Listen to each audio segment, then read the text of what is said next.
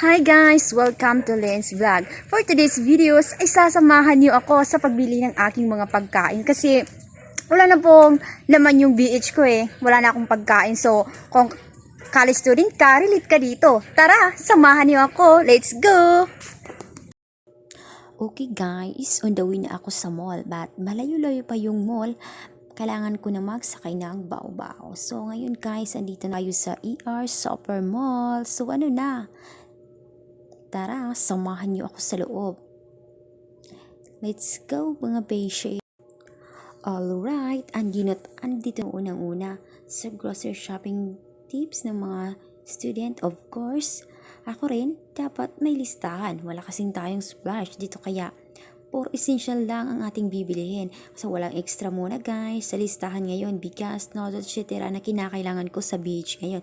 Talaga alam nyo namang mas buhay college student, dapat tipid.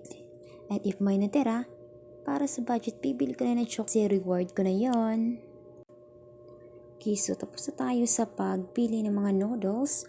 Of course, sa college student, yun lang talaga yung mga noodles. So ngayon, punta naman tayo sa mga chocolate, mga etc. biscuit. Yun yung importante sa mga college student. Yan guys. So, andito naman tayo sa ating mga skincare. Yan, so naghahanap pa ako ngayon guys dito sa mga Eskinol. Tsaka babalik tayo sa chocolate. Kasi may naiwan talaga dyan eh. So ngayon, sige humanap ka tayo. Yung Colgate, syempre yan importante sa atin bilang college student para fresh. Next ay, of course, tinitingnan natin kung kompleto ba yung binibili natin. So, okay guys, check out na.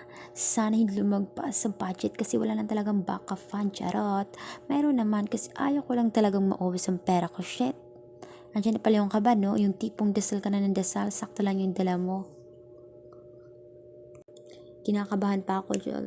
Wag sana just mayo. So, well, pasok sa budget. So, ngayon guys, of course, babalik na ako sa aking boarding house. Ganun naman talaga yung ating life. Thank you for joining me today sa ating grocery adventure. So, lahat ng mga estudyante dyan, of course, kailangan na talagang maging malusog sa ating person. Kailangan may pagkain araw-araw. Sakit. So, yan guys. Bye. Thank you so much.